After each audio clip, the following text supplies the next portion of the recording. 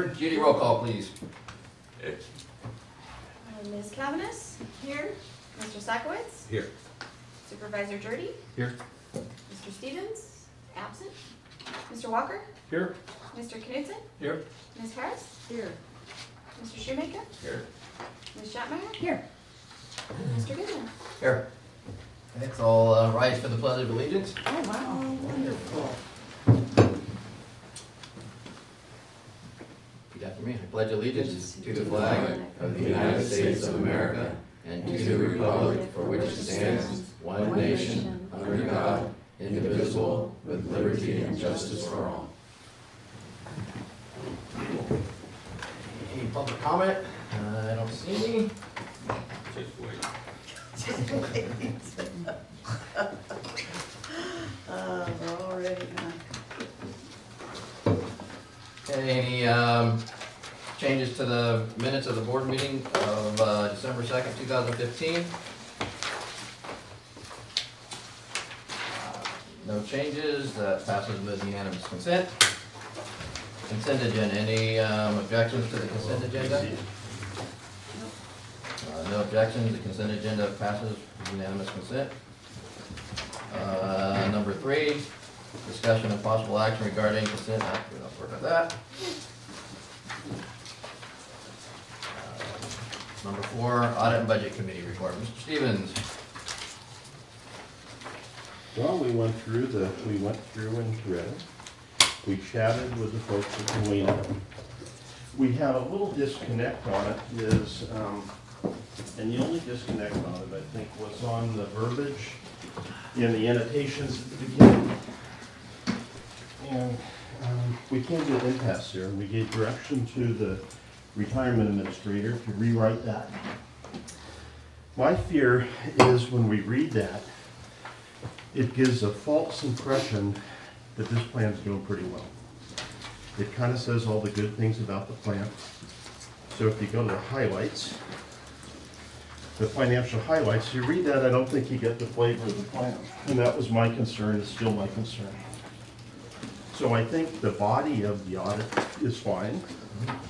I don't think there are any issues there. I think it was a good job on staff in getting all that information organized. So I don't think there's anything of question by our committee anywhere in the body except for the retirement administrator's letter. And I'm still very uncomfortable with that.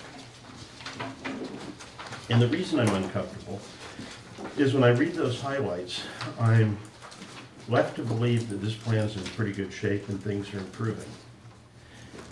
And that's not the case. So it says that our funding percentage went up. It went from 69.3 to 70.2. But the dollar amount increased by $3 million. It talks about, it kind of gives a overview of the fiscal year that we had income of,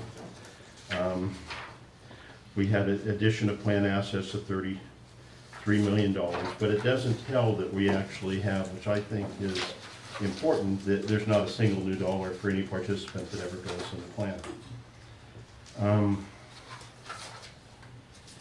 So if you look at this plan at this time, at this snapshot in June, if you were a private plan, you'd be what was called a multi-employer plan, you'd be called an endangered plan. If you, today, with our balances today, it would be critical, which means we'd have to decrease benefits for the participants. So I think if we're going to have any annotations on the financial highlights, we should tell the whole story on the plan. And I'm afraid that, like every other time, I mean, I've been doing this for a long time now, and this will be my 6th year. I always had the false sense of security when the market improved that this plan would take care of itself and be in a pretty well-funded status, because that's what I've been told all along. The market has hit new highs, and now the market, we're in a correction territory. We're probably going to see a bear market territory, hopefully not for very long, but I'm sure we will sometime this year. And when I read this, if I'm a participant in the plan, a taxpayer in the county, or a user of services in the county, I have a great fear that it's not telling the whole story. So I would suggest that we either take out the good news on the financial highlights or tell the total story in the financial highlights. And I do the same with the investment and economic summary when it talks about our rate of return. I think a very pertinent point there is when I look at the investment and economic summary is that our 7 and 10 year numbers do not meet our target rate of return. So if we're going to tell this information, I think we should probably tell the whole story, and the reason that's important because this plan today is in a critical status. And Mr. Johnson? this is a report by the chair of that committee, but it's not the opinion of the full committee. It's not my opinion. You're a CPA. You know the purpose of an audit. Do you feel what he's saying is appropriate, that kind of language should be here? An audit's purpose is to show that the information that's being provided is accurate. Nothing about the standing of the fund, whether you have whether the return on investment was good or not good, or whether your unfunded liability is high or low. That's not the purpose of an audit. And I don't think that his opinion should carry the full weight of the committee because the committee did not agree with him. Mr. Sackwitz? Thank you, Mr. Chair. Yes, I concur with Trustee Knudsen.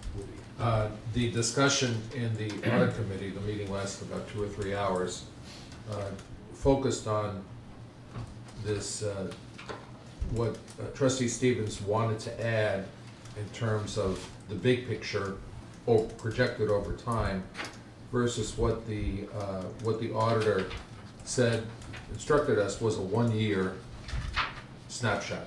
So the work product is a 1-year look. So that was the discussion in the group, and we agreed, I think, on a compromise. Dr. Wilbanks, we agreed to add which bullet? Do you want to point that out? It is the last bullet on page number 5 of the draft audit report and the management discussion and analysis section. So that was the compromise position among the committee members to include that 5th bullet. So we thought we honored Trustee Stevens' concern, at the same time being kind of faithful to the mission of what an audit is. It's a 1-year look. Let me read to you on page 4 of the audit report. And this is kind of the key. This tells you kind of what an audit is all about. In our opinion, the financial statements referred to above present fairly in all material respects the financial status of MSER as of June 30, 2015, and the changes to its financial status for the year then ended in accordance with the accounting principles generally accepted in the United States of America. That's basically what an audit is. Our financial statements presented fairly in all material respects. Yeah, I agree with all that. Mr. Stevens, I didn't call him. Okay, what am I supposed to do to get heard? When everybody's had a chance to speak once, then you're allowed to speak twice. Mr. Gurdy. Well, I agree with the chair's description of what an audit is. However, the letter that we're discussing at the moment is titled Management Discussion and Analysis. And discussion and analysis implies more than strictly, giving the facts, but an analysis of those facts. And it does seem to me that the bottom of page 7, by showing the rate of returns over 3, 5, 7, and 10 years, gives some data points that are perhaps helpful, but we're not seeing an analysis of the significance of the 10-year return of 7.42 or the 7-year return of 7. But I just would disagree that if we have a letter that is analysis, the analysis goes beyond just strictly repeating data. And you have Crystal, auditor's office, or from the auditor? Yeah, from Galena. Yeah. Do you want to have a chair which you can? I've been mischaracterized. Do I get a chance to talk about that? In a second.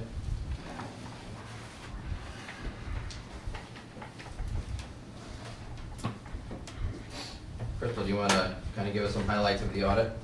Oh, sure. You all have in your packet the draft audited financial statements, and we had a call with the committee a couple weeks ago to review our procedures and go through the draft. So I'm happy to answer any questions. We issued an unmodified or unqualified opinion, which just indicates that the financials as presented are materially accurate. And we also issued a short letter to management that we sent a copy over, a draft copy of that yesterday prior to this meeting. So I didn't know, do we want to go through the statements in detail, or? What's the pleasure of the board? Has everybody had a chance to look at it? Okay. I'm not sure what she's referring to. Where do you get the letter? Does he get to speak twice? Is that right? He gets to speak twice, but I don't. He's just asking a question for clarification from Crystal. There was a report to management that was issued in draft form yesterday, and we had that discussion with the audit committee about a week ago, and the only recommendation that we had was more of a procedural thing with respect to service providers and setting up a process to review those contracts and actually make a decision to keep that service provider and document that in the minutes. So a lot of the other, we had a similar letter last year, and we went through that, and all of the items and recommendations we felt had been implemented by the association. So this year was just an enhancement. It wasn't really a finding, it was just a recommendation that we discussed with the committee. Mr. Stevens? Yeah, so I've been totally mischaracterized continually on this. I said it so many times in the last meeting, it was redundant. I didn't say that the audit report wasn't taking this snapshot in time and speaking to it. My only comments were in relationship to the retirement administrator's comments, which are talking about the health of the plan. If you leave in his financial highlights and only tell the positive and don't tell the rest of the story, I think you're misleading the participants in this plan and the public.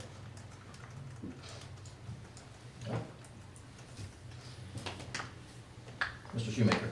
On page 7, I think Supervisor Jurdy referenced the last sentence in that page. I'd be interested in seeing a statement about what our assumed rate of return is added in there and call it good for Mr. Stevens' comments. You have an issue with this, is that you're talking apples to oranges. So that when you talk about a target rate, you can't directly relate it to the return on investment. One is a gross number and one is a net number. So you have to make a qualified statement if you're going to do that. If it's simply adding wording about net and gross, that's acceptable as well. Anybody else? Mr. Sackowitz? Thank you, Mr. Chairman. I'd be interested in hearing from our auditor, from Galena, what her opinion on this subject would be. We're talking about the investment returns being presented here. Yes. Anything in the MD&A management's discussion and analysis isn't audited by us. We review it for, if you said you had a 25% return, obviously that would be incorrect. So we review it just to make sure it's consistent. But you have authorship over this.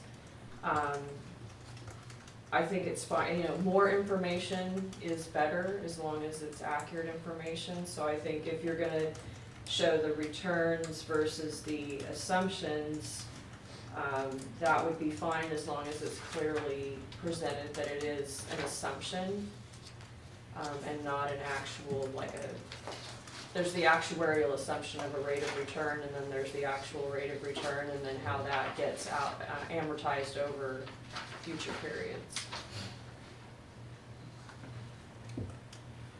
Anybody else? Do I have a motion on the table? Mr. Chairman, this did come from the Audit and Budget Committee with a recommendation for approval Okay. out of the committee on a 3-1, I believe it was a 3-1 vote. Is that correct, Judy?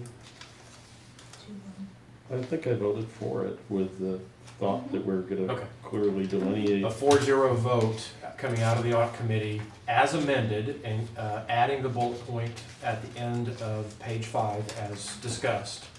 That was not discussed in our meeting. It was left a direction to staff to fully cover.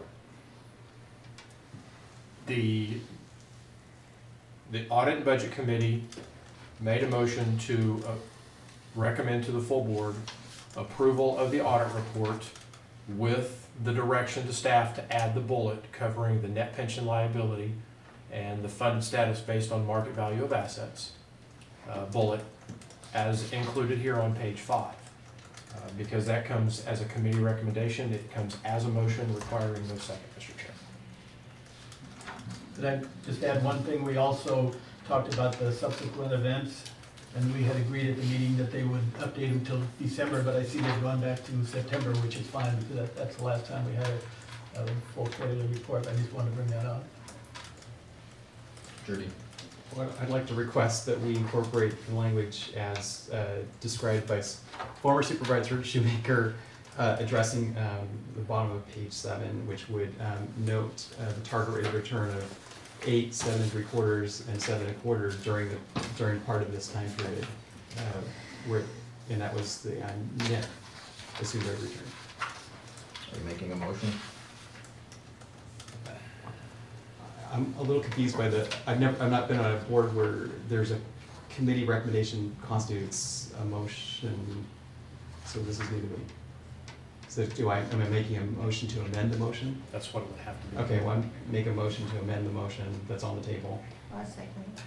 Okay, and what's the exact wording we're gonna include in there? Well, I would leave it to staff, but basically to note that the assumed rate of return, net return was for the Retirement Association was 8, 7 3/4, and 7 1/4, and then provide the time period for that at the bottom of that paragraph. Mr. Williams? And I would suggest that we also have a sentence in there saying that on a 7-10-year basis, we haven't met any of those numbers. No, No. no. Okay. One Mr. motion, Williams? I think. I can't vote for 2 motions, or, you know, you understand? Hold on. Mr. Williams, you have a, We will, we'll do whatever the board directs us to do. I personally, I think this information is sufficient. It outlines exactly what our returns were over all of the periods. And these are all facts that are given to us by external parties that we can reference and we can tie to an external source. If we start adding information, it becomes much, along the lines of what we're asking for here, it becomes much more subjective. The questions will then follow that become much more difficult. I am much more comfortable having facts presented here and leaving it to the reader to determine what they think of those numbers. I don't feel like I'm in a position where I should be making subjective statements. Mr. Grudy? Well, I think it is a fact that we do know when our assumed rate of return was 8%, 8, 3, 7 3/4, and 7 1/4. So I don't think that's an opinion. Mr. Stevens? Is this important when we show that our funding ratio improved to also show that our UAAL went up on a dollar basis? They went up $3 million. So we show on a smooth basis that our funding ratio increased, but at the same time, the liability went up. I think it's important for participants in this plan, since we would be judged and endangered on the outside, that we tell them not a single new dollar goes into the plan. We're actually selling investments every month, and this year we sold about $1 million every month to make benefit and administration Mr. costs Stevens, payable. your comments need to be germane to the motion. I'm asking if that's important to add to this motion, if that's important information for a participant in this plan to have. This plan is continuing to deteriorate. I believe that when I look at the financial highlights, we're telling the good news, but not telling the whole story. Is it important? I ask the one who made the motion if that's also important. I think if we follow up our returns with our assumed rate of return, people can see the gap. Separate issue, totally separate issue. And when I'm talking about, there's much more than interest rate of return.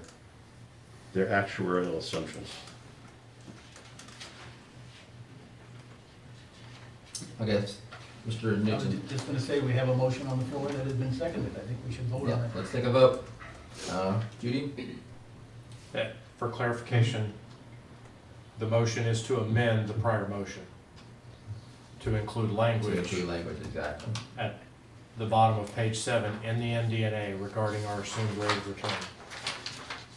I Right. just want to make sure everyone's perfectly clear on the motion that you're voting. So we're voting to approve this with the amended language? No, We're the just voting motion to. is to amend the previous motion and add language at the bottom of page 7 in the draft audit report, specifically addressing the assumed rate of returns over various time periods.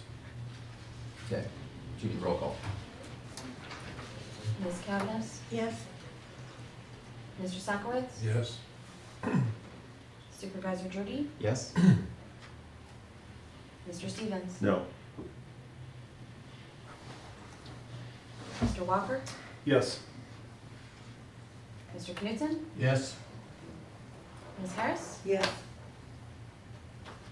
And Ms. Shatmeyer? Yes. And Mr. Goodman? Yes. I'd like to make a motion to update the financial highlights to include the information that the UAAL actually went up $3 million during this period. To point out the fact that there's not a new dollar that ever goes into this plan, we're actually selling investments. Where would you insert that? I've inserted the financial Point of order. highlights. Point of order, Mr. Shoemaker? If that's a motion to amend, but we've got people, I totally appreciate the fact you are trying to bring order to this chaos in these meetings with parliamentary procedure. And I will call points of order at any time I feel nobody's helping Randy do that. And so I think what you need, if you want to make a motion of amendment, you make it and see if there's a second, and nobody says a word until that has happened or not happened.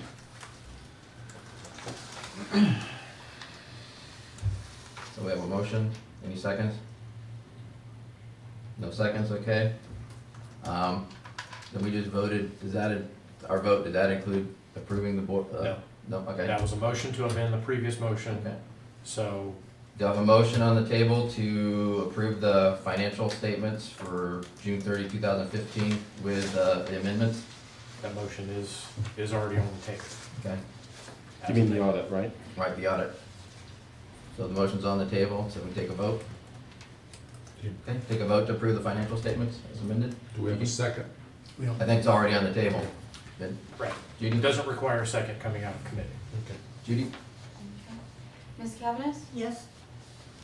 Mr. Sakowitz? Yes. Supervisor Drudy? Yes? Mr. Stevens? No. Mr. Walker?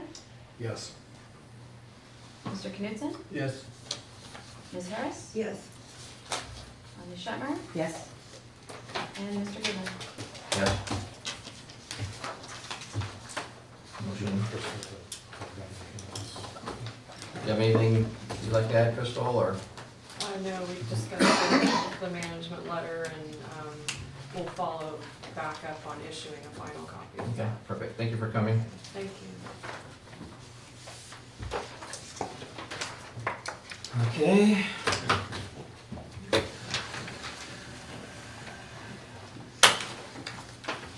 Guess this is me here. Number 5, discussion, possible action regarding monthly investment report. Mr. Wilbanks. Thank you, Mr. Chairman. Trustees, you have the monthly investment reports in your packet for the preliminary investment report for the month ending November 30th, 2015.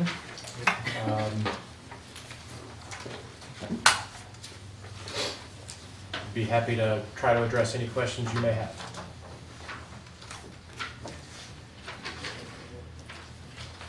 Security? So I know there's been concerns raised about the PIMCO fund, and I see that it's roughly the same size as the Dodge and Cox fund, but it decreased in value by a greater amount. So does that remain a concern? We are content, the concerns with PIMCO are organizational and have very little to do with their performance. Their long-term performance is very strong. You'll recall the departure of Bill Gross, golly, a year and a half ago now, is it? Was very disruptive to the firm and everything else. So we're just monitoring the organization. There have been net outflows of resources. I don't know if those still continue, but we'll expect to hear from Callan next month regarding that. I'm not concerned with the change in the fiscal year market value at this point. I mean, you never like to see a negative number, but it doesn't cause me a significant amount of concern. But Callan's watching it, right? Yes, yes. Anybody else? Yeah, we have we've gone to a custodial bank. When did our assets go to the custodial bank? January 1? I'm sorry, no. December 1 is when they went to the custodial bank. How come we couldn't, I thought one of the virtues of the custodial bank is we could push a button and get a value for December 31st to include something in something like this. We're still working through the transition process, and it takes some period of time to work through that to make sure we're getting all the reporting that we need before we can put it in front of the board. And when will that be, Mr. Wilbanks? We would expect that to take place, I would like to say next month. I think next month would be a best case scenario, that we would have everything fleshed out and ready to go. So I'll say in 2 months, we'll have all the reporting in a state where we'll feel comfortable putting it before the board. Mr. Knudsen? Are we going to have their results verified by Callan for a period of time to make sure they're accurate? By Callan or Stan? Nothing is changing with our underlying investments. They're all still in the mutual funds for now. So all that the custodian is doing is taking the reporting from the mutual funds and adding it to their reporting and the line items. So it's not a significant change from what we've been doing. It's just a reporting from the mutual fund. State Street then reports it in their framework, and we get a single consolidated report. We can continue to do that and will. Callan doesn't really look at the statement. They get the statements from the mutual funds, but now they'll get them from the custodial bank, and they do their own calculation of returns. So we'll be looking at it from 3 different perspectives. From Stan will be looking at it, we'll get the custodial bank. We also have the backup from the underlying funds, and then Callan as well. So there will be a verification? Yes. Yeah. How much have we saved in new institutional type shares from going to, have you figured that out yet, going to the custodial bank? We have not done an ex post because we're still transitioning. We've not transitioned all of our fund shares yet and all of the investment vehicles. We're still working on that. The ex ante estimate was that we would save about $60,000 in fees. I don't know where that number would be right now, but that's where we were going in. The fee we're paying for a custodial bank is $50,000 and some change. So we'll know that in a month or 2. Probably we'll have an estimate. What the class shares will be. Right. Thank you. And there were a number of other vehicles that we identified in that process that we could move to a lower share class that were not tied to having a custodial bank, and we did that as well. Net fee savings from all of that exceeds $100,000 annually. I want to remind everybody not to speak unless recognized by the board chair. We need to take a vote on this? No. All right, Requires information only, okay. Anybody else on the monthly investment report? Okay, number 6, monthly financial report. Everybody had a chance to look at that?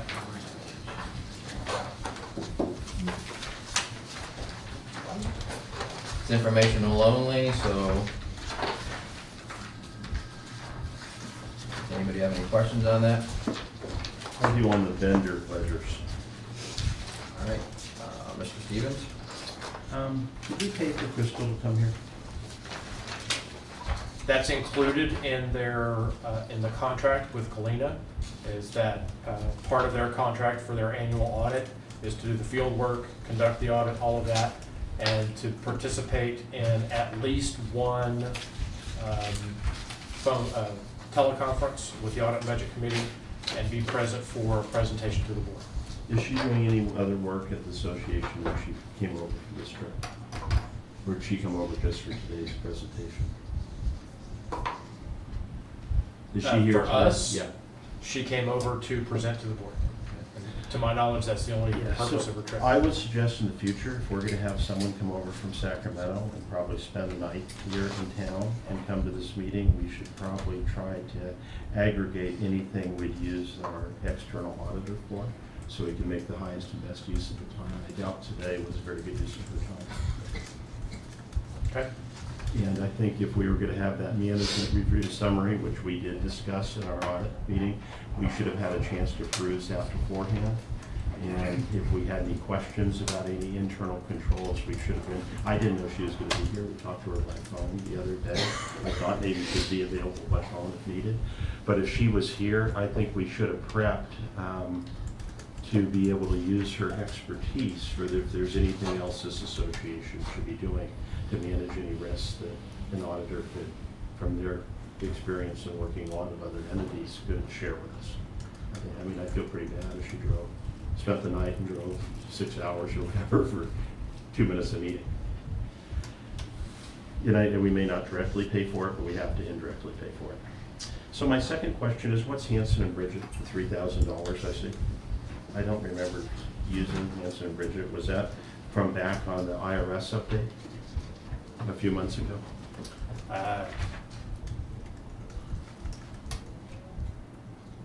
It would have to be on the Okay, so it's just a IRS delay tax in filing. billing. That's the only thing you know we used it for? Yes, that's, to my knowledge, that's the only thing we've used Hanson and Bridget for this year. What are the codes on US Bank, CDJ, and PJ? So when I look at that, and I want to make sure that there's not any noise going on there, what is there any information I can glean from that with those different codings? I think there is. There's something to do with the journal entry. But Yeah, the journal, cash disbursements journal probably is CDJ.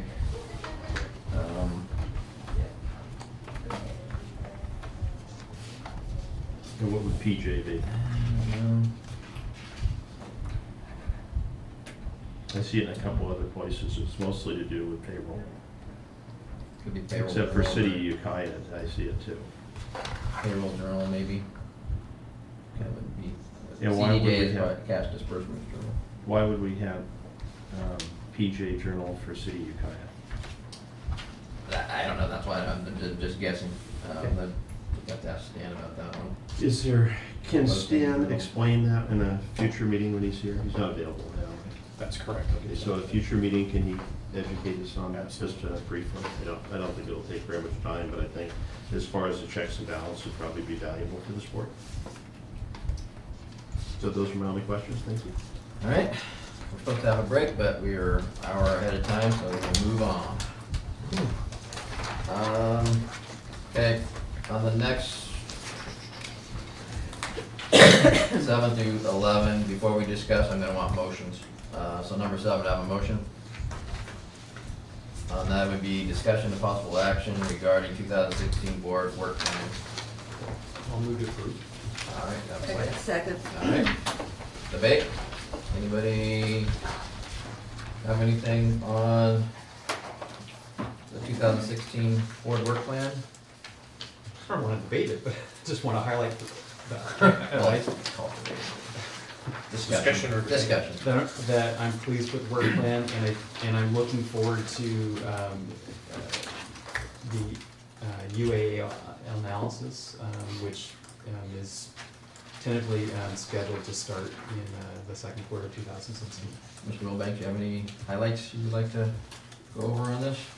I will point out, you'll notice there are a number of things on here with deadlines in 2017.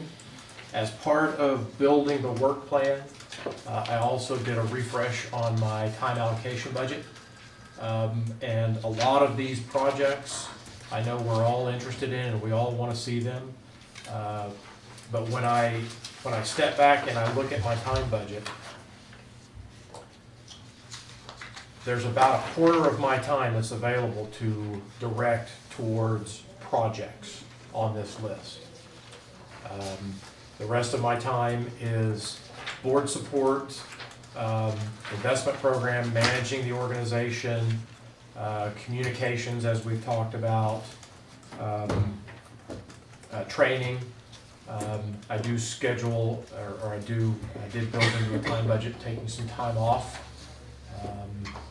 Not a lot of that, but there is some of that. So all of that goes in to say there's about a quarter of my time that's available for these other projects. And since we're a little bit ahead of time, could you kind of give us a little bit of how Pinch and Gold went going live? Okay.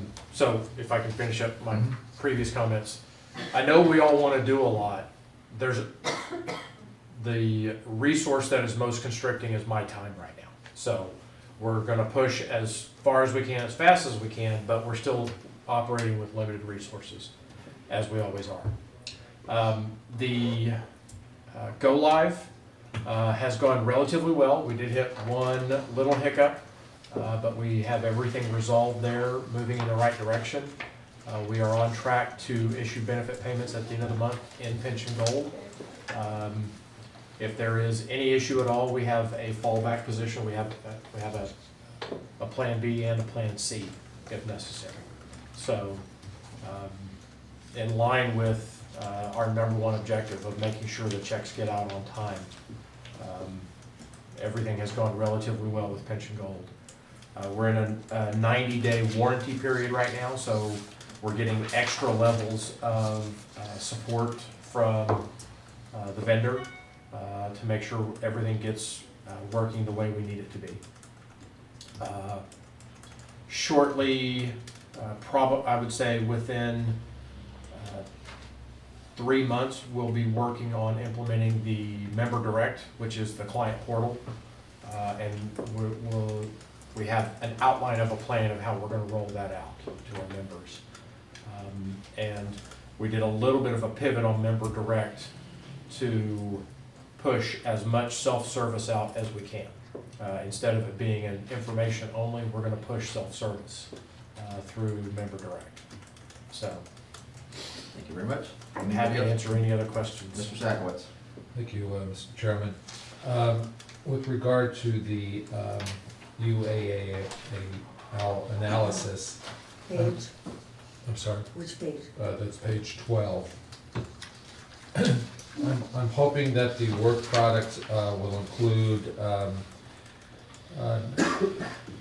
the changing, much of the changing landscape of measurement and reporting of plan liabilities. I hope the work product will include things like the new Gatsby reporting requirements, managing risk, the adequacy of plan assets to meet pension promises. I hope that your work product includes all the following. So I'll talk briefly about that project. When at the second day of our offsite, we talked about needing an understanding of how we got to where we are, specifically with the unfunded liability.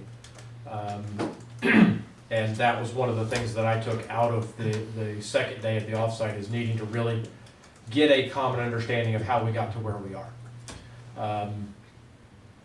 So that is an analysis that will be backward looking, review as much information as we can put our hands on, tying to external resources. So it will be relative, it will be as objective as we can make it. We'll go to investment reports, we'll go to audit reports, we'll go to valuation reports, and we will dig into other resources to make all that happen. It is a very, very complex issue, and it's not something that can be done overnight.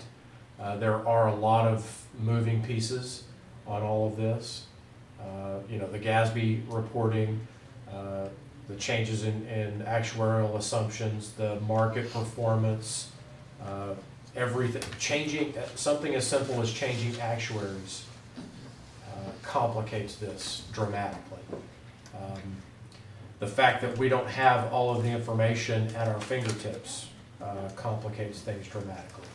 We're going to have to go to paper documents that are not on the bookshelf. They're in storage. So we're going to go find those. It's going to be a very time-consuming, complex project. And we'll be bringing in some external resources to help us with that. We're going to have to use our actuary to make sure that what we're presenting is fair and accurate and consistent across time. So it's not a simple project. Mr. Stevens? Yeah, I think it's independent of anything that happened with GASB. GASB doesn't have anything to do with our UAL, does it?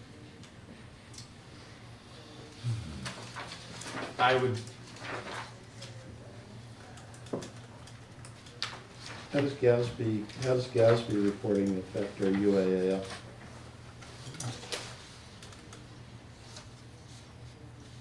I'd say that there is the possibility that the GASB reporting requirements have impacted us in our history, specifically looking at the funding requirements. Prior to GASB 67 and 68, GASB did, if memory serves, and we all remember how dangerous that is for me to say, With 27 and 28? there were required changes in actuarial assumptions in previous GASB statements that would affect your UAL. But they wouldn't have made our, they wouldn't have made us underfund. They would have improved experience rather than weakened experience, wouldn't it? If GASB changes required us to change actuarial valuation or actuarial assumptions, that does affect your UAL. But our experiences continue to be worse than we projected, and that's why we have a UAL. So if GASB had said you have to tighten up on some of the stuff, it actually would have meant that our experience would have been better, and we would have had a lesser UAL, wouldn't it? I'm not sure. I think that's really fine. Are we gonna vote on this? We're gonna vote on that? There's a motion on the table. Okay, so I have one, I can ask my other question in discussion, or I can ask it now. If you Is it let me ask the related to question. this 2016 work plan? Yes, it is. Okay, then this is the place to I ask. heard James use the language client in discussion, meaning participants in the plan. I also see client presentation here. I'd like him to find for me who the clients of the association are. They are the active and retired members and beneficiaries of the plan. So client presentation here means what? Means presentations to active and retired members of the plan and beneficiaries. Thank you. Mr. Sakowicz? Yes, thank you, Mr. Chair. So just following up on my question, Dr. Wilbanks, will your UAL analysis include a discussion about managing risk?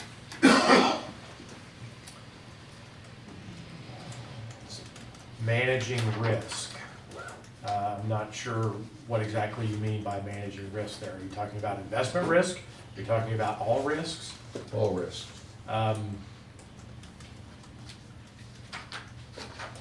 At this point, I don't envision discussing risk in the UA analysis.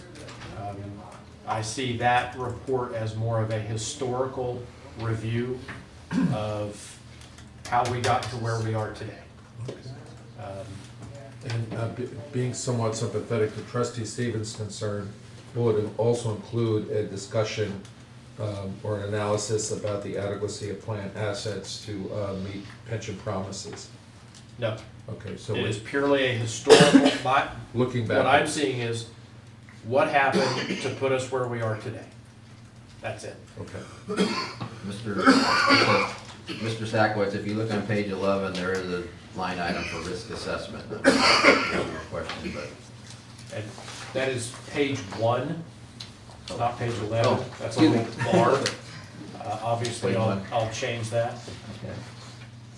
Mr. Stevens. Yeah, if on that UAL study, what you, in a perfect world, if we could get the information, we'd take the UAL and be able to say where each slice of the pie came from. Wouldn't that kind of, if you could have all the information, isn't that what you're trying to do? And so it would be totally historical. Right. Okay, thank you. All right, anybody else? Okay, all in favor, say aye. Aye. Any opposed? Okay, motion passes. Okay, number 8, discussion and possible action regarding overpayment policy amendments. Need a motion?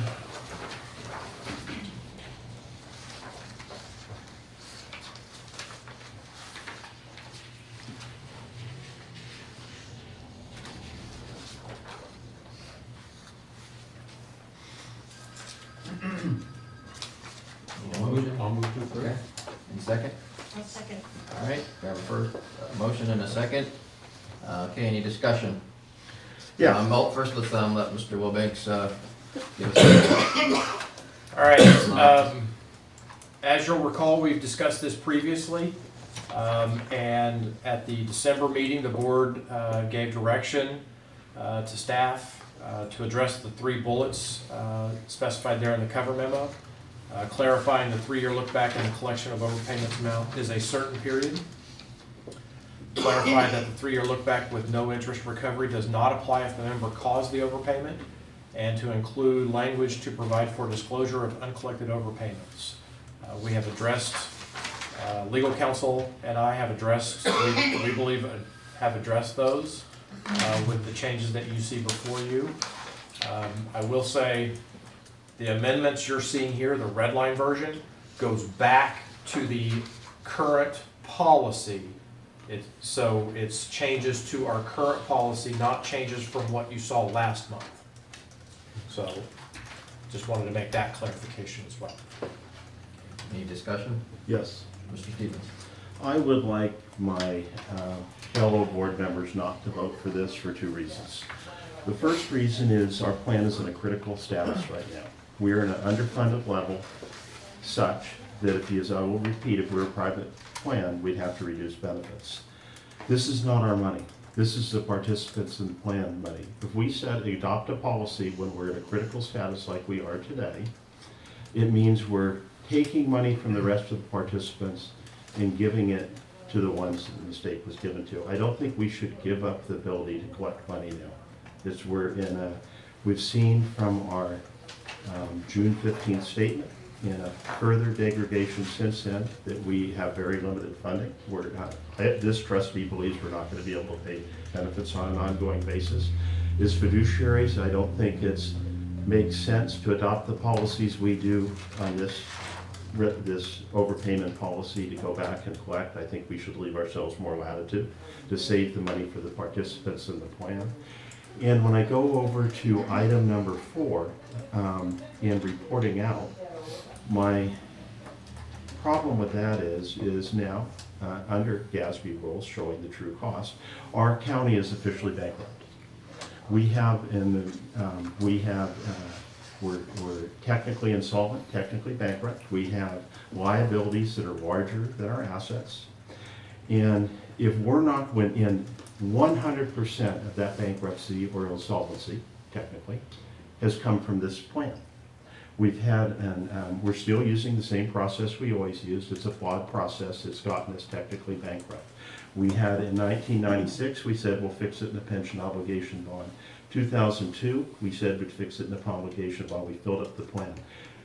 In 2010, when I came on, I was told, don't worry, the market will recover and this plan is fine. This plan is deeply underfunded. We have driven this county, one third of our tax receipts, the county go just to pay the pension. Nothing else, not a single other benefit for the county, not a single other service for the county, not a single dollar of salary. 1/3 of all the tax receipts from all sources go to pay pension costs in this county today. We have an obligation to have, I think, a higher standard of ethics in reporting out the money that we spend like this.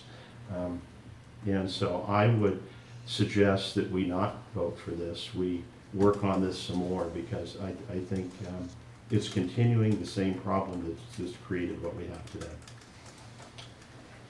Anybody else? Mr. Knudsen? Yeah, we had discussion about this back when we first, were talking about 3 overpayments that we had. And I know one of the overpayments, the mistake was that we quoted someone in retirement for the rest of their lives, that we had to come back later and change. And that person made a life-changing decision that they can't change, they can't go back to work for the county when they find out later, we've been overpaying you too much. I think our policy is fair in that regard, but I think we need to look at it, and you can't put it in policy, but if we have given someone the wrong information and they made a decision based on that wrong information, I think we owe them more than just a blanket, this is what we do and this is how we do it. I don't know how we can get that in there, but I think what we're doing with our policy where we go back 3 years and we don't charge interest in most cases is the proper thing to do for retirees when we have made a mistake and given them information that they relied on. So if no one else is going to talk, I'd say we call for the vote and vote on this. Anybody else? Okay, Judy, roll call. Ms. Shatmeyer? Yes. Ms. Kavanaugh? Yes. Mr. Sakowitz? Yes. Supervisor Drudy? Yes. Mr. Stevens? No. Mr. Walker? No. Mr. Knudsen? Yes. Ms. Harris? Yes. Mr. Goodman? Yes. All right, number 9. Nope, motion passes. Number 9, discussion and possible action regarding draft retiree mailing policy. Gotta get a motion on that one, please?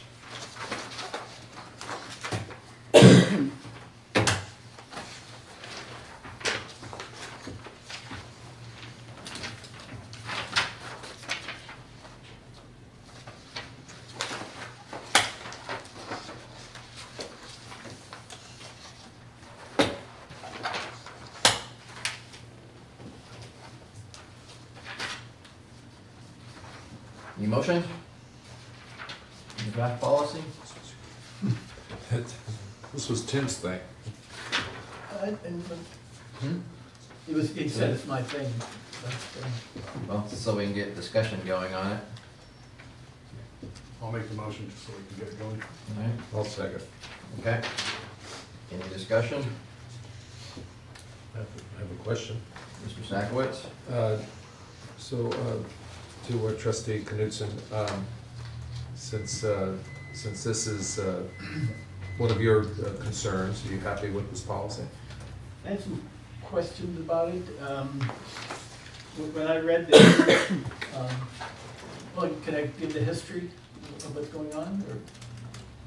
If it's germane to this, go ahead. Okay. I think you all know we have an association of retirees, AMCRE. 900 and some of the 1,300 retirees belong to the association. They signed up, they pay dues every month. And we mail a newsletter to them 4 times a year. It used to be 6, but we've cut back on that. And we used to be able to get an Excel spreadsheet with all of their addresses on them that we were able to print. Actually, for a while, the retirement system printed out mailing labels for us. And we mail out the newsletter. I don't know how many, 3 or 4 months ago, we weren't able to get that spreadsheet. There's evidently a confidentiality issue that came up in Sonoma County about what is considered confidential and what isn't. I'm not fully aware of what was involved in that. But we are hearing from retirees, I didn't get my newsletter, where is it? And we said, have you moved? Yeah, well, we don't have your address, can't get the address. This is in answer to that. I have a couple of questions on this itself. I think we're going to be able to resolve it and go along with what's in here. I tell you what, EMCRE had a board meeting yesterday, and this was on their agenda, but I talked to Dr. Wilbanks, and we agreed that I shouldn't get involved in the conversation because it's on our agenda and it hasn't been discussed yet. So I just sat quietly while they talked about it. Again, I think we can work it out with what other information we got. The only thing I see here that I had a question about is when I read this, and I have the government code section that you referenced in here right next to it, I didn't see anywhere where NCERA has, and find it here, and or approve our newsletter. It's in the first sentence of paragraph A. I didn't see anything in the government code that says the sponsor or the retirement system has the authority to approve the information in the newsletter. I couldn't find that word in there. Having said that, our newsletter contains the minutes of our meetings and announcements of future meetings. There's nothing in there. The most controversial thing in there is an informational piece I write about what's going on in CRCEA, which is their their equivalent of SACRS. All the 20 associations are in a parent association. And I'll write something about that, or I'll write something about scams, senior scams, that kind of thing. I told them yesterday I am going to write a piece on our meeting this afternoon, the joint meeting with the Board of Supervisors, because there were quite a few people interested in that, which I will, just as being a board member and going along with our correspondence policy, will run by our administrator and with his approval. But again, it's not going to be very controversial. It's not going to be my opinions of stuff. It's just going to be basically rehashing what went on at the meeting. Most of the people that are in the retirement system and in our association don't live in Ukiah, and they don't get the local news. That's why we send the mailer out to them. But the only issue I would have is, if you could look at, is the approval. Jeff, I don't see where the government code says they have the authority to approve. Mr. Stevens? Does the government code, I didn't research it, does government code allow us not to ever release that, the list that, is it AMCRE? Am I saying it right? Yeah. AMCRE used to get, is clearly we cannot do that? That's a legal question. So, section 31532 talks about individual records of members shall be confidential. And so individual records of members includes their addresses, and perhaps most, maybe even all of them would want us to release it, but even if there were one or two who didn't, that is their privacy right.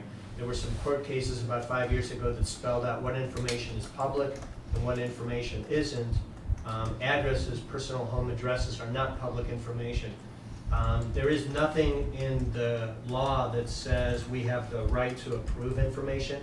That's a policy question for the board. This did come from Sonoma's policy. The reason Sonoma put that in there, at the time this issue came before the Sonoma Retirement Board, I think the Retirement Association, or the Retiree Association there, was interested in putting out information related to COLAs and things like that that were controversial. And since the documents were coming from the Retirement Association being mailed out, the retirement board there was just concerned that they were getting involved in the politics. And so they if it's just a newsletter and it's clearly coming from AMCRE, I don't think that's anything that the retirement board would be concerned about. But it wants the ability to say, we're not going to get involved in political kinds of things. So I think that's a little bit of the history and why that language is in there. Mr. Sackler? Thank you, Mr. Chairman. Jeff, is it possible to have retirees waive the confidentiality with regard to their address at the time of retirement? Yeah, if you get some kind of written consent, you could do that. But then you'd have to go through the mailing list one by one Mhm. to make sure. Is there any potential legislative fix on this? Because it probably wasn't the intent when it was drafted for the I don't know retirement. about that. I think a retiree's home address is confidential. I mean, I don't think they want.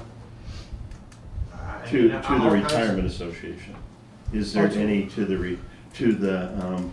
retired members, what do you call it? What do you call it, your association? I know it's AMFRE, but is it an association? Mhm. So to the retired members association, it seems as though there would have been probably exception if it had been well thought out for the addresses. Perhaps, yeah. Because that's not the same danger as someone else trying to sell them stuff or hawk them something. You know, I don't know, I suppose there's individuals who might not, I mean, I don't know why you mentioned there's 1,300 and 900 are members, I don't know why the other 400 aren't, but They chose I not guess to be. they chose not to be. I don't know whether, yeah, I suppose there could be a legislative fix. I don't really ever see that. Mr. Shoemaker, did you have? So this is a pretty broad policy. I mean, I could see where, Joe Blow Life Insurance could sign a deal with the administrator to use its mailing, and we get enough junk mail in our lives. I'd love to see this tweaked around, specifically address the issue we're talking about, and that is the AMCRE having access to the mailing list, and not make it so broad ranging with censorship possible, or other folks that we don't want mailings from being able to mail to us. Well, in fact, I think we did have a discussion at this board about COLAs, and after the board meeting, I was told that there was an email that went out from that association to its members, warning them in somewhat hysterical terms of the discussion of the board. And so I think it's not purely theoretical that this association could behave in a political way, and that I think that is, this private information should not be distributed to an organization that chooses to be political.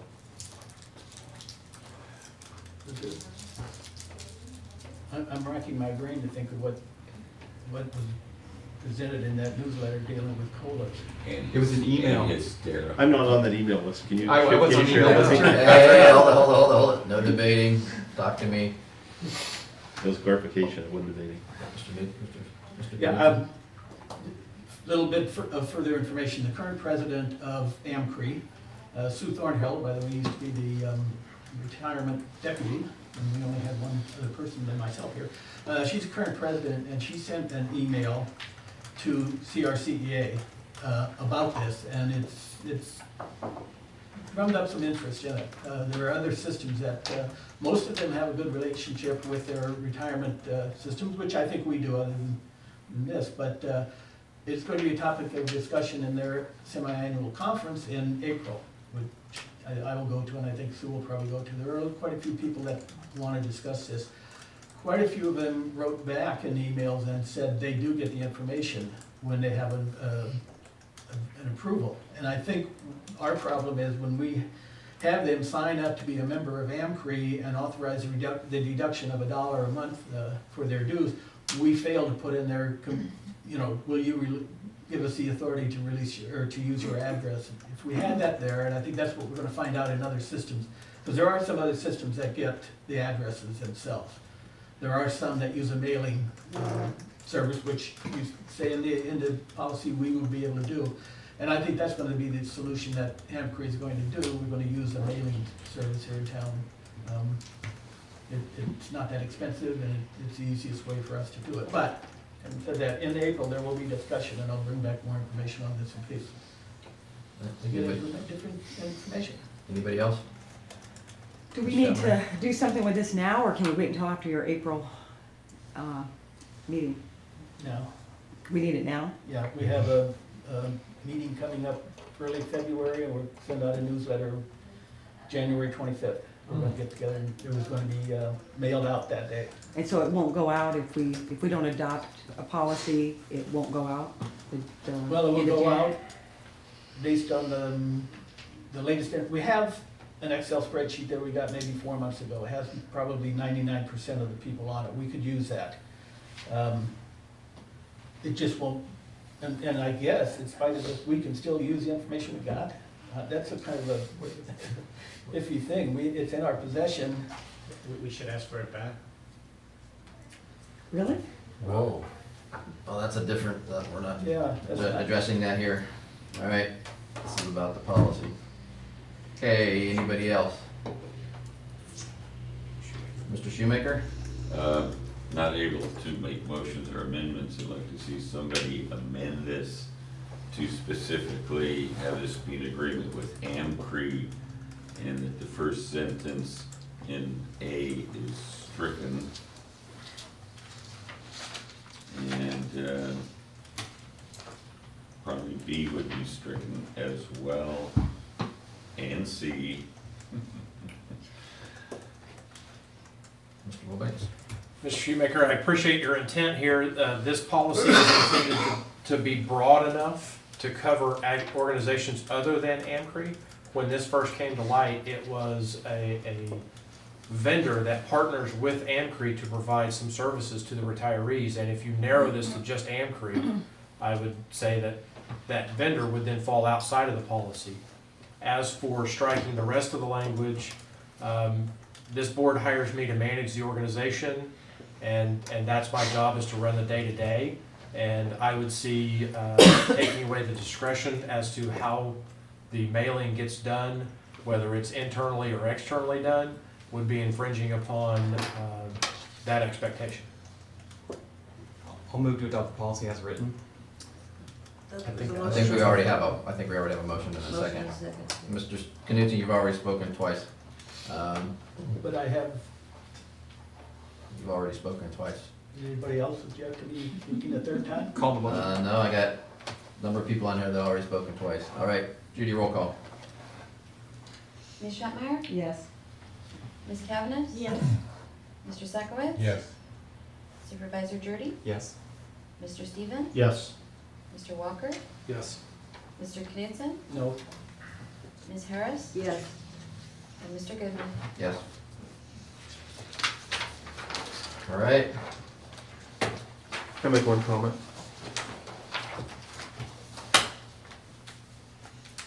Regarding what? What we just voted on? Nope, it's already over. Number 10, discussion and possible action regarding retirement administrator evaluation policy amendments and retirement administrator evaluation form. I'm sure you find your copy on the table. Apparently there were pages missing. Oh.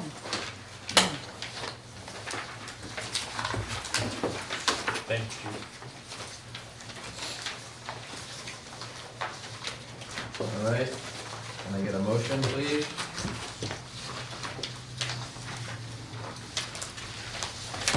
I'll make the motion.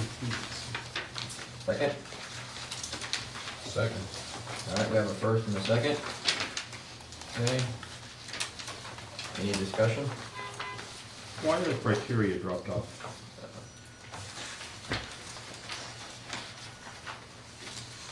What was that, Mr. Stevens? Page 2, the criteria. Why were they dropped off like that? Well, let's let Mr. Wilbanks kind of give a little synopsis of his work here. All right, you have the memo and you've reviewed that. There are a number of changes that I'm proposing to the policy. Changes in format, bringing this in line with the format we're using with all of our other policy amendments. And then the most significant change, I would say, is removing the criteria. I think the reason that is important is the policy does allow for criteria to change from year to year. In order, I'm noticing there's some confusion. There was a printed copy that was put on your, at your place. The copy that's in the binder had some missing pages. The policy does envision the criteria changing from one year to the next as a possibility. If that were to happen, we would need to come back and revise the policy every year as well. So I thought it would be better to remove the criteria from the policy, and then the board can have a little more flexibility in reviewing the form every year. What do we want to include, what do we not want to include, without being as handcuffed to the policy. If we, so is this, do I get to ask, I'm a little bit, Continue on.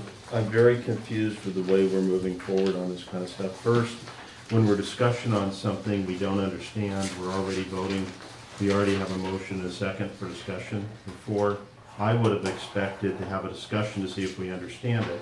And if someone felt strongly enough to accept it, make a motion and a second, and then we discuss before we voted. But this, it seems like we've thrown that normal protocol away. Is that something we're gonna do all That's the what time? we're doing right now is discussing. Okay, So that but was the still, discussion. if we were gonna give direction, we'd have to vote it down or withdraw. It's, I don't get this. I'm on a whole bunch of boards, and I know you wanna be Mr. Parliamentarian, but I'm on a whole bunch of boards for a bunch of successful corporations.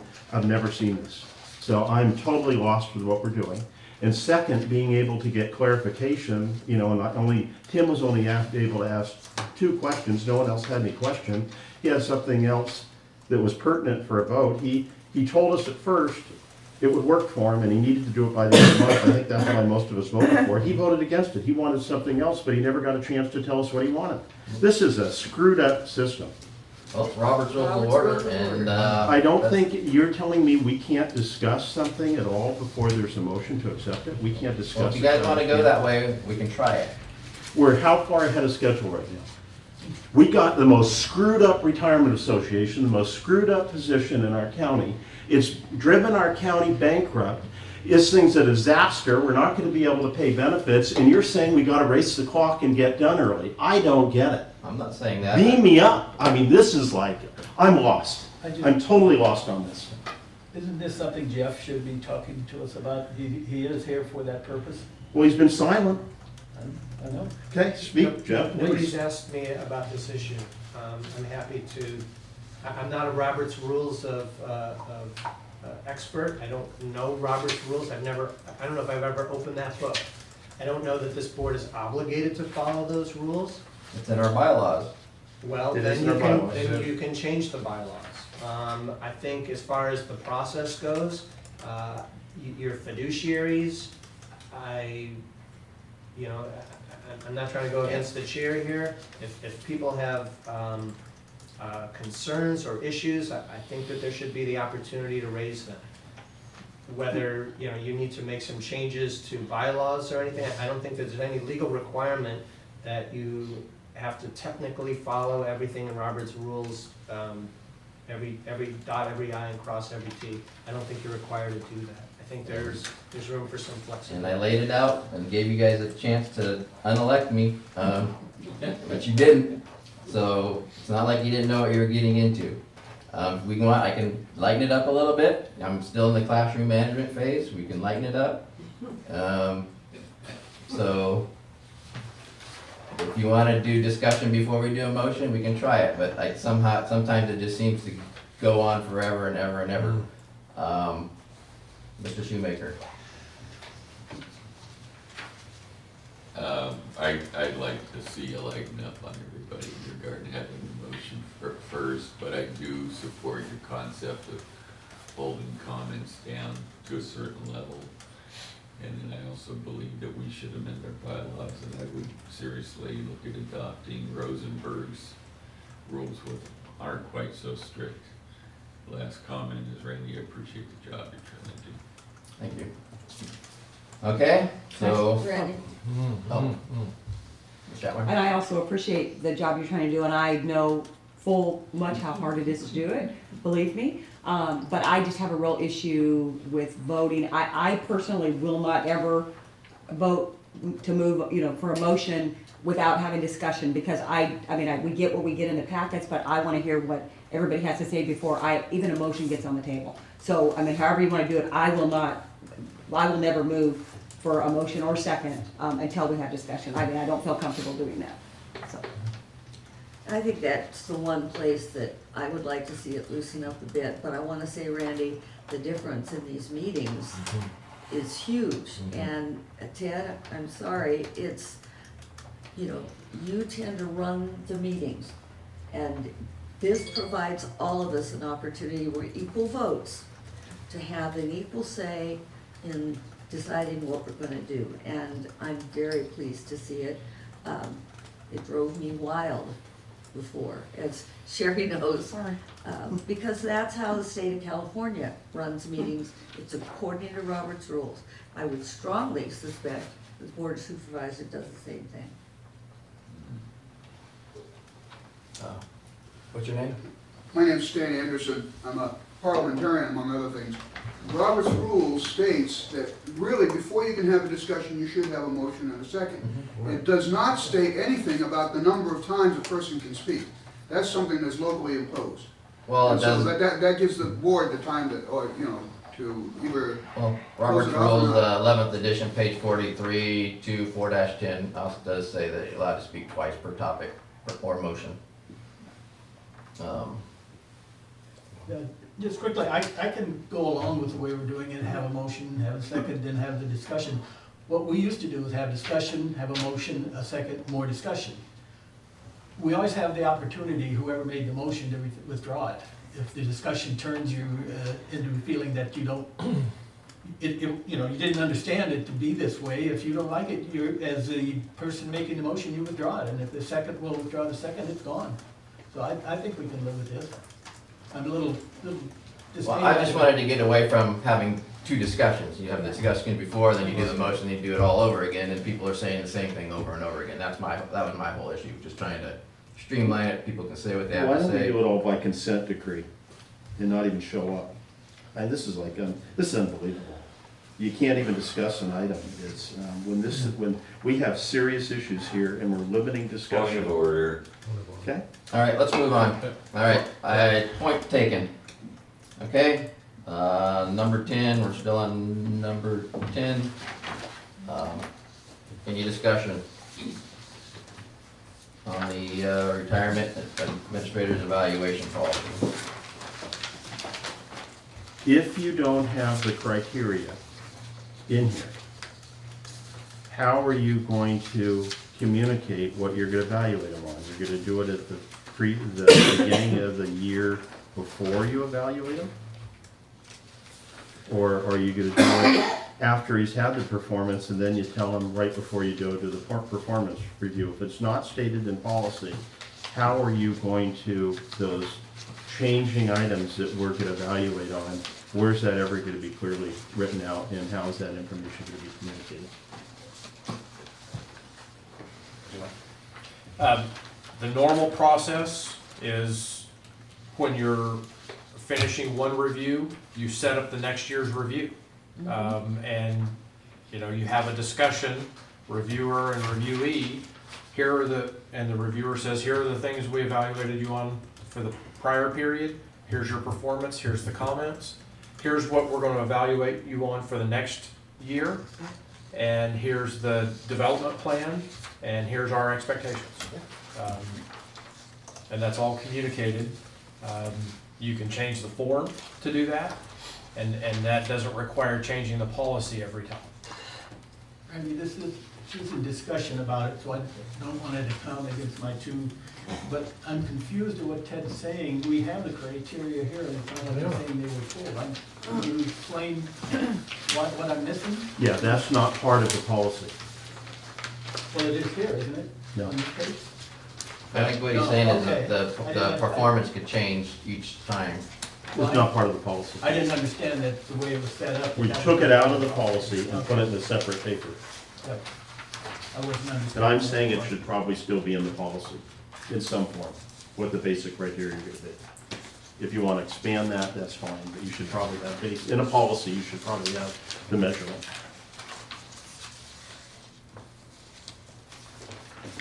Anybody else?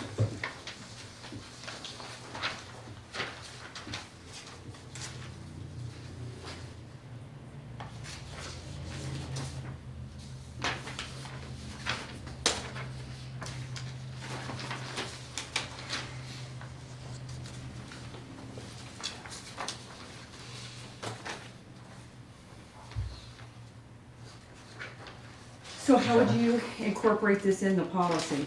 you're talking about do the unsatisfactory needs improvements, meets expectations, all that, put this, This is, these pages here are the policy. This is all separate. but I mean, could you spell this out in the No, policy? not in the policy. You can't, but That's can what I you? understand, that's what I asked, and that's what I Well, thought. I mean, it doesn't mean you can't, but I mean, you could if we decided in a minute, but the Paul's still talking about the criteria would be progress on organizational objectives, strategic leadership, board relation and support, communication, organizational management, and investment programs. That's what you're talking about, Ted? Yeah, they struck it from the policy itself, and it's a standalone performance criteria. And my concern is if you don't have it in the policy, how do we ever really have that standard captured? Anybody else have any issues with that? I mean, I think it should be in the policy personally. The motion is to accept. If we don't accept it, then we move on. Or we can amend. Could we have a new motion? You can withdraw the old motion and, Or a motion to amend? or a motion would to be in amend. order, Or remove, You wanna make a motion to amend, Ted? Yeah, I think we give from, I didn't make a motion, and I don't wanna make a motion to, we have it on the floor, I think we vote it down and give direction to staff to come back. But if we'd had discussion before, we would've saved a lot of time, and I know you wanna finish this up as quickly as possible. So I think this has been a waste of time, the way we've handled the new procedures have worked against us on this item. So I think now we vote it down, don't we? No, you can amend it. You can amend. So you amended to give direction to staff? No, amended to include the criteria. To include the criteria. Let's back up. Who's the maker of the motion? Craig. Be happy to withdraw it. Okay, we have a withdrawal of the motion. I'll make a new motion that we include the criteria in Second. the policy. Okay, all in favor? Aye. Oh, discussion? Can I Which have a criteria? clarification question? Okay, sure. The criteria as outlined on the form that's attached? Yeah. Okay. Correct. Absolute clarity as to what the motion is. Correct. Anybody else? Okay, all in favor? I'm not ready to vote yet. This is very different than what we were proposed to vote on. I haven't had a chance to read, I want to rethink it. Because we had a set of policy objectives, now we have different ones. I'll vote no because I'm not prepared. I don't do business that way, so go ahead and vote. I'm gonna vote no, but I probably would have voted yes if I had a chance to study it. We're making policy here without having the ability to understand what that policy is. I'm very uncomfortable with it. So go ahead and call the vote. I'm just gonna vote no because of that. Okay, we all voted yeah. Any nays? I thought we voted to amend the motion, not to vote for this. He Right. withdrew the. He withdrew, and then we voted to to include the criteria in the policy, In the draft policy. in the draft It's policy. still a Draft draft policy. policy. Now you're gonna call a vote to approve or? We already did have the vote. Okay. All right. I didn't hear a roll call on that though. Oh, we did, I just did, Craig withdrew his motion. all in favor. Could I add something? I thought we were voting to amend the motion. I was kind of lost, because I was reading these things for the first time, with the criteria. So I wasn't involved in the vote. I didn't vote yea, and I want to vote no, just to be clear. This is something that we've had 5 minutes to look at, and I don't Exactly think we right. should be including something that we didn't have in our package and have a chance to look at. Okay, so it's still draft form, and so it's gonna come back to us with the criteria in it, and we'll have another chance to approve it. Okay, Okay. I'm fine with that. Why are we voting on a draft policy and not voting on a policy? Why don't we give direction to staff to create the policy, then we review the policy that we've had a chance to look at and vote for the policy or not? I'm totally lost on that second step. What am I missing? Educate me. Mr. Wilbanks? So my understanding as to what took place is there was a motion to approve the policy, a second. After discussion, that motion and second was withdrawn. There was then another motion to amend the draft policy to include the criteria. That motion received a second and then a favorable vote by the board on a 7-2 vote, is my understanding. It's still a draft policy. The staff will take it back and rework the draft policy and bring it back to the board Point of order. at the next meeting. Did my fellow trustees realize they're voting on a draft rather than a policy?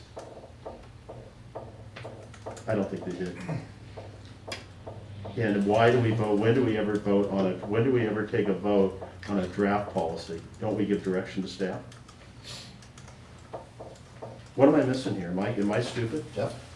Yeah, I think in the past, I don't recall that you voted on a draft policy. There's nothing that precludes you from voting on a draft policy, but I think in the past, like with the overpayment policy, you wanted a couple of changes, so we brought it back. But you could do it either way, legally. Okay, so we did it this way. If I may, Mr. Chairman. From my perspective, what we just did is much preferable to direction to staff. Because there are 10 people sitting at the table and I get 15 voices giving me direction and 15 different perspectives as to what we all think the direction was.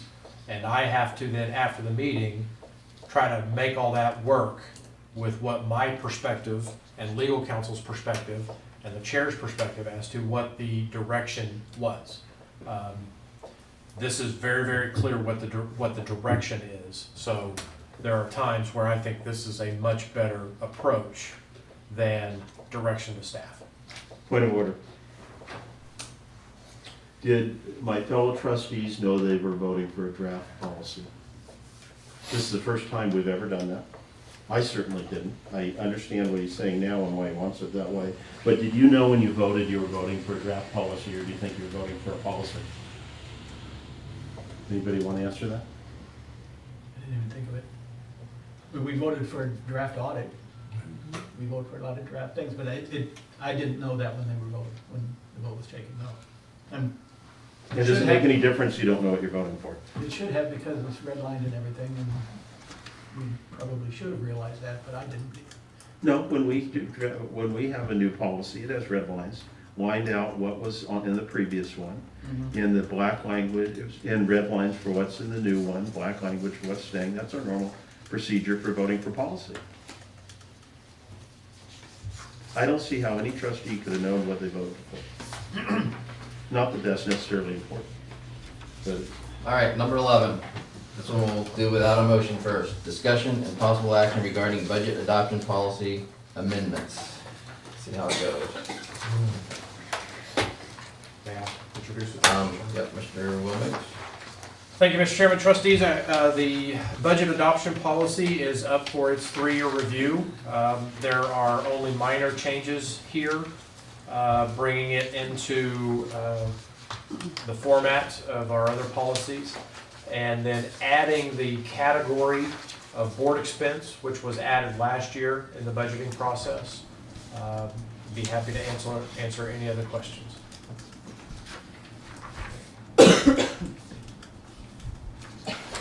Any questions?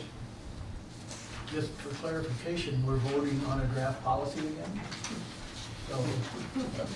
So we don't go through this again, what, do we understand? Well, there's no motion on the table, so. I would discussion. recommend you adopt the amendments as presented. As policy. Yes. as far as the discussion, will you explain to me how we're going to? There's a motion. So moved. Oh, we have a motion for, I said we're gonna do a discussion before we do a motion. Do you guys wanna? No, we don't want to have, we don't want to We'll try. have discussion before we make motions. Dr. Wilbanks just clarified what I believe was the only real question. Okay. Is this a draft or a final policy? And he said a final policy, and I said, we'll move to adopt. Okay, second? A second. Okay, any discussion? Yes. Can you explain to me how we're going to set our budget, what we're going to use for criteria to set our budget, and where it is in here?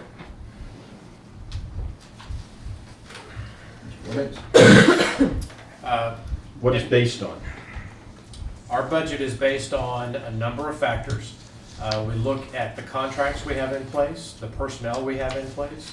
We get information from outside entities as to what the expected costs of the resources we use and the contracts we have are.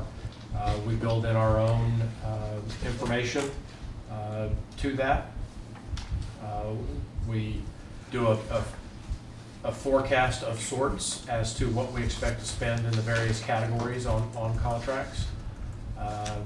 And then from there, we will add new projects and priorities and changes to the proposed budget that will go before the Audit and Budget Committee for review and amendment. And then from there, would proceed to the full board. Will that be a zero-based budget? We will look at everything we're spending and make a determination, is this a contract we need to keep? Is this money we should be spending? Before it gets included in the budget that gets presented to the Audit and Budget Committee. Will that be a zero-based budget? Every budget is a zero-based budget. Can we put that in here?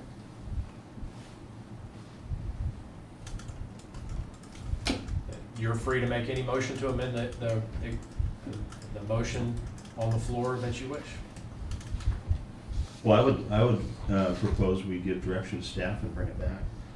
But if we have to do it that way, I'll make it. Can we give direction to staff to bring it back that way? Don't we have a motion on the table? Yep, have a motion. Or we could withdraw the motion. That's the way we always used to do it. It's pretty clear to say put in there as a zero-based budget. It's not like there's any. Anybody want to withdraw their motion to, or amend their motion to put that in? Dr. Wilbanks, your input? It's at the pleasure of the board. I don't really see a need. I'm not going to withdraw. Anybody else? Okay. I just point out that it doesn't need to go back to staff, but if you want to add in the zero base, simply be in the very first sentence. Board of Retirement annually adopts a zero-based budget covering the expenses, etc. I mean, it wouldn't take a major amendment. So make it, Well, we got a motion on the table. Yeah. Unless there's a motion to amend. yeah, make a motion to amend. Okay, well, we just add the word zero Can we base. read it again? What your proposed changes? We just add the two words zero-based. We'll present a zero-based budget to the Board of Retirement? Or Retirement Initiative? First, up here, way up here. First line. Yeah. Adopts the zero-based budget? Sure. Okay. Just put zero. I'll second that. Or the maker of the motion can amend it. Yeah. Well, I think Maker of the you motion. have- you thought you were gonna No, make it's a motion to amend. Yeah, we Is vote what on you're the making. amendment motion first. Okay, sure, but the maker of the motion can simply absorb Yeah. that in their motion. But I amend my motion to reflect Supervisor Jerry's thing. So it's gonna read, the Board of Retirement annually adopts a zero-based budget covering the expenses of the administering the retirement system. Okay? Any other discussion? Mr. Knudsen? A good definition of zero-based budget. You want it? Just, Do you want it? Is that what you're asking? yeah, You start from zero. So rather than start from a baseline where you had your previous year's expenses and just build off that, or previous year's expenses with inflation, you start from the ground up. You start at zero and build up for what your needs are. Okay. Anybody else? Judy, roll call. Ms. Shotmeyer? Yes. Ms. Cavanis? Yes. Mr. Sakowicz? Yes. Supervisor Durkey? yes. Mr. Stevens? Yes. Mr. Walker? Yes. Mr. Knudsen? Yes. Ms. Harris? No, Mr. Goodman? Yes. Motion passes. Yes. All right. The retirement administrator's report. Thank you, Mr. Chairman. You have the two pieces of information. I did not write a cover memo because it's fairly straightforward. I've already talked about Go Live. It's gone relatively well. Things are progressing. We continue to find little issues and problems that we address, but we just keep chopping wood and making progress there. And the portal will be coming in the next few months, several months, I'll say. You also have the letter from the State Association of County Retirement Systems in response to this board's query. Whether or not Mr. Cherry's travel to Ukiah in May of 2015 was covered in any way by that association, indicating that it was not. I have nothing to add for administrative and operations update. I'd be happy to try to address any other questions you may have. Either here or general board member discussion. I'm wondering if we could discuss before we go to the joint meeting, resolution 09-2018, and this resolution just for Okay, education. we're still on the retirement administrative report. We'll get to general board member discussion in a minute. Anybody have any questions for Mr. Wilbanks?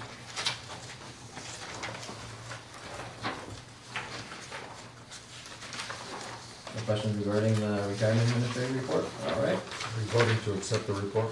No, that's info only.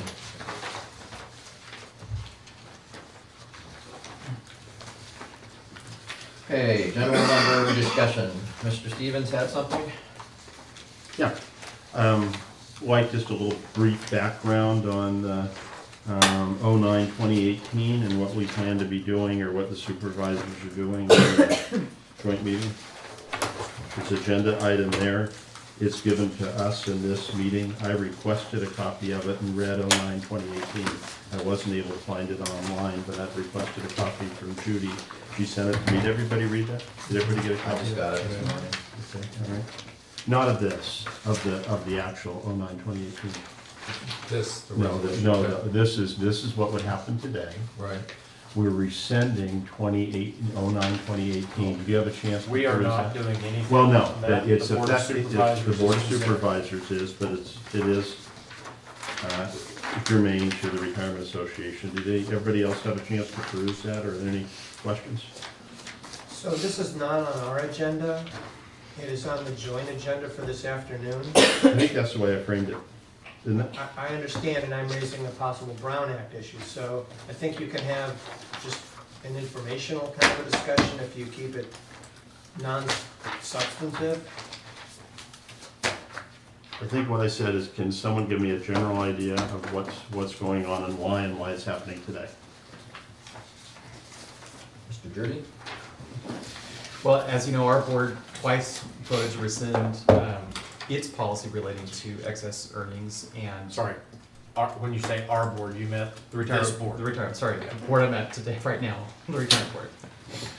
And later today, in the joint meeting with the Board of Supervisors and the Retirement Board, the Board of Supervisors has on its agenda an opportunity for the Board of Supervisors to also rescind that policy. Can you tell us what that policy is? Because it's not just excess earnings, is it?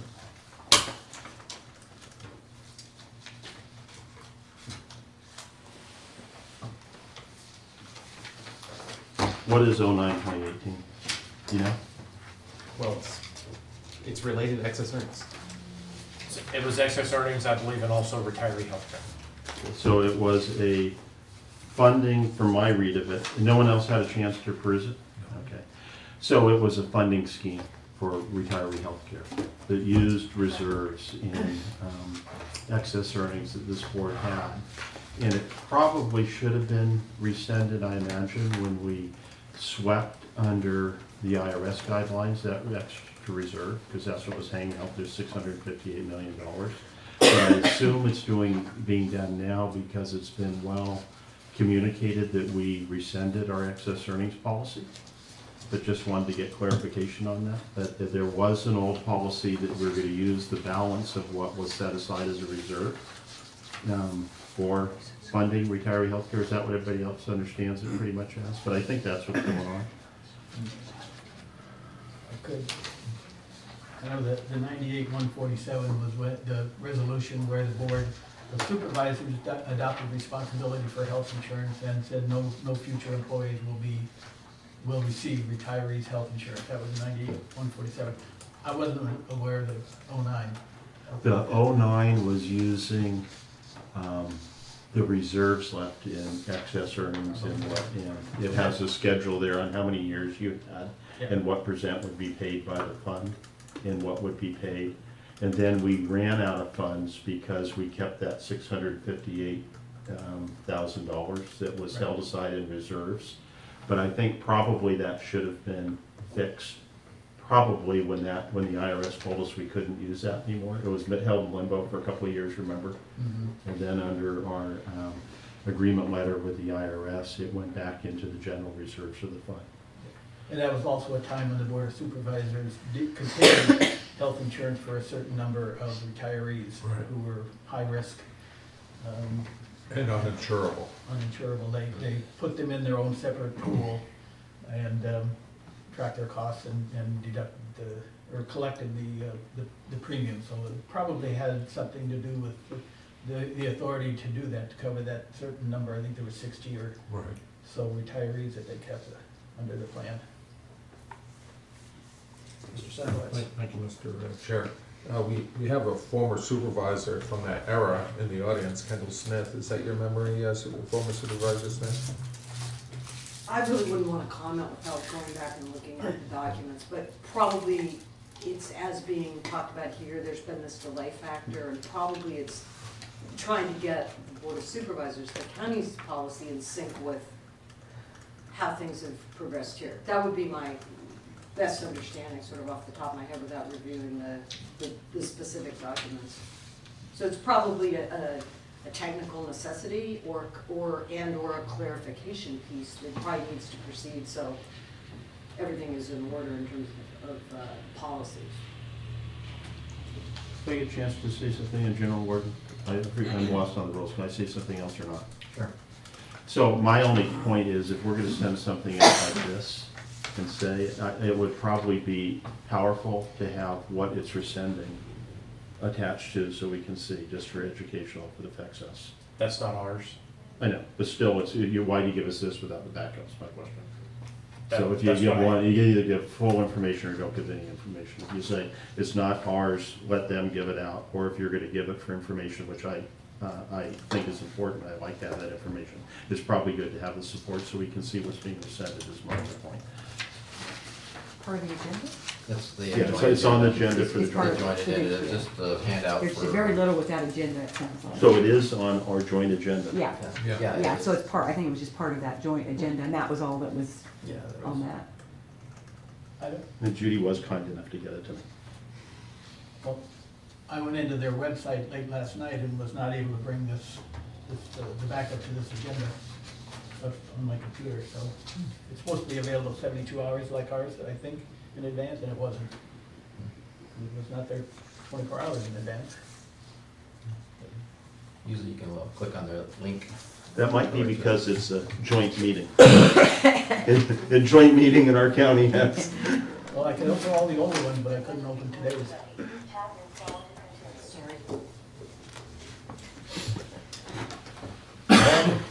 Anything else under general board member discussion? Just a quick question for staff, if I may.